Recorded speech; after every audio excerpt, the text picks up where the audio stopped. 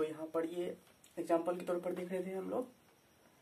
F1 vector है एक छोटा सा वेक्टर और ये एक बड़ा वेक्टर है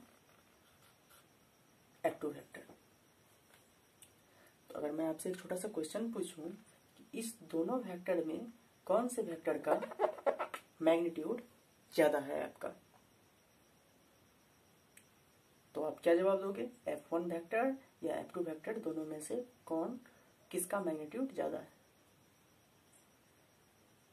तो आप कहोगे कि सर आप ही ने तो बताया अभी कि एरो लेंथ जो है वो रिप्रेजेंट करता है उस पर्टिकुलर वेक्टर के मैग्नीट्यूड को।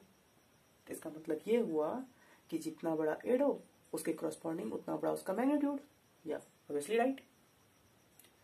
तो उसी कॉन्सेप्ट के बेसिस पर अगर हम यहाँ पर इस एग्जांपल को डिस्कस करें तो ये एक छोटा सा वेक्टर F1, अब इस वेक्टर के रिस्पेक्ट में ये F2 वेक्टर बड़ा वेक्टर, तो चूंकि length indicates represents the magnitude of vector, तो यहाँ पर हो जाएगा इसका लेंथ ज्यादा है इससे, तो F2 का मैग्नीट्यूड जो हो जाएगा F1 से ज्यादा हो जाएगा। लेंथ जितना बड़ा मैग्नीट्यूड उतना बड़ा, लेंथ ज्यादा मैग्नीट्यूड ज्यादा इससे। सर लेंथ को तो आप मैग्नीट्यूड को तो आप डिस्कस कर दिए, एरो लेंथ रिप्रेजेंट करेगा उस पर्टिकुलर वेक्टर के मैग्नीट्यूड को, मैग्नीट्यूड क्लियर हो गया सर। डायरेक्शन को कैसे डिस्कस करोगे आप सर? चलिए यहां पर देखिए, ये वेक्टर जो मैं ड्रॉ किया था आपका, इस वेक्टर के अलोंग स्ट्रेट लाइन यही ना अलाइन करेगा, ये लाइन ही ना होगा स्ट्रेट लाइन इसके अलोंग। हाँ बिल्कुल यही लाइन होगा। ये इसका टेल पार्ट हो गया और ये इसका हेड पार्ट हो गया। तो हेड पार्ट का जो डायरेक्शन होता है एक्चुअल में वही उस वेक्टर का डायरेक्शन होता है। जैसे कि यहाँ पर अगर हम देखें, ये एक वेक्टर है आपका और ये वेक्टर जो है इसके अलोंग स्ट्रेट लाइन ये है। इस स्ट्रेट लाइन के अलोंग ही इस वेक्टर का डायरेक्शन होगा। जिधर की ओर वेक्टर, ये हो गया इसका टेल पार्ट, ये हो गया इसका हेड पार्ट। तो ये वेक्टर जिस ओर जा रहा है उसी ओर उसका डायरेक्शन होगा। डायरेक्शन। तो वेक्टर एक्चुअल में जिधर की ओर है उधर की ओर ही उसका एक्चुअल में डायरेक्शन होगा।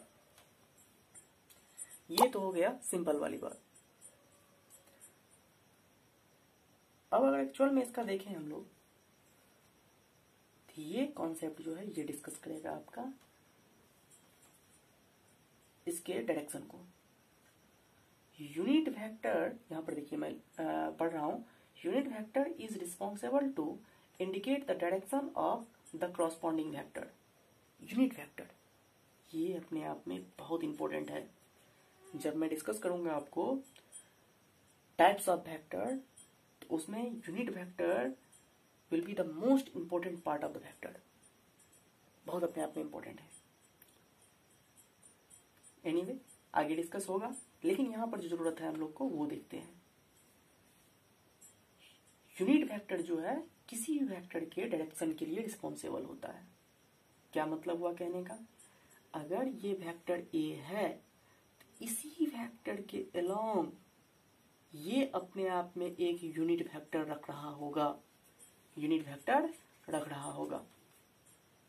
जैसे अगर एग्जांपल के तौर पर यहां पर हम देखें तो ये एक आपका वेक्टर है, इसके अलोंग ही एक यूनिट वेक्टर हुआ करेगा और उस यूनिट वेक्टर को हम लोग रिप्रेजेंट कर दिया करते हैं ए कैप से। ए हेड भी कहीं कहीं कोई बोलते हैं, लेकिन हम लोग ए कैप से रिप्रेजेंट करेंगे, इसको बोलेंगे। ये पर्टिकुलर इस वेक्टर के अलोंग कौन सा वेक्टर होगा? इसका ही एक यूनिट वेक्टर होगा। यूनिट अमाउंट का लेंथ इसका यूनिट होगा, एक होगा।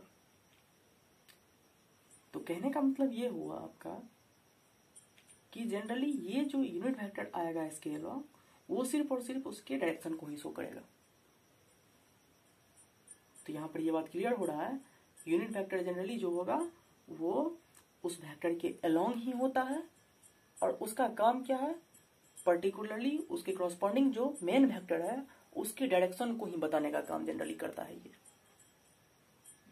यूनिट वेक्टर मेनली अपने मेन वेक्टर के डायरेक्शन को दिखाने के लिए आता है। तो ये बात क्लियर हुआ, डायरेक्शन को शो कैसे करेगा, उसका हेड पार्ट ही डायरेक्शन को शो करता है। हेड पार्ट तो सिंपल लैंग्वेज हो गया, उसी हेड पार्ट के अलोंग में क्या होता है, उसका एक यूनिट वेक्टर होता है अपना, और यूनिट वेक्टर सिर्फ और सिर्फ अपने मेन वेक्टर के डायरेक्शन को दिखाने के लिए आता है, जिसको हम लोग ए कैप कह दिया करते हैं। A cap, N cap, J cap, I cap कुछ भी कह दिया करते हैं, कैप से रिप्रेजेंट करते हैं ऊपर में कैप लगा करके। ये तो बात हो गया इसका डायरेक्शन का, वेक्टर के डायरेक्शन को रिप्रेजेंट कैसे करेंगे, मैग्नीट्यूड को इस तरह से और डायरेक्शन को इस तरह से। अब एक बात और आपको डिस्कस कर दूं मैं, symbolic representation of vector. Vector को सिंबल में किस तरह से, मैथमेटिकली किस तरह से रिप्रेजेंट करेंगे हम लोग। जैसे कि मान लीजिए वेलोसिटी वेक्टर है, तो वेलोसिटी वेक्टर को हम लोग किससे रिप्रेजेंट करेंगे, ऐसे भी और ऊपर में ऐसे छोटा सा एरो लगा देंगे। एक्सीलरेशन है ए, ऐसे लगा देंगे। फोर्स है ऐसे एफ, ये छोटा सा एरो लगा देंगे। ये हो गया इसका सिंबॉलिक रिप्रेजेंटेशन वेक्टर का। कोई भी है, मोमेंटम है पी, ऊपर में कैप लगा देंगे, आई कैप लगा देंगे, ये वेक्टर लगा देंगे, सॉरी छोटा सा जे वेक्टर लगा देंगे, वो वेक्टर का रिप्रेजेंटेशन हो गया। तब ये समझ में आ जाएगा कि ये आई नाम का जो क्वांटिटी है वो स्केलर नहीं है, वो अपने आप में वेक्टर क्वांटिटी है। वेक्टर लगा देने से ये बात क्लियर हो जाएगा। अच्छा, अब आते हैं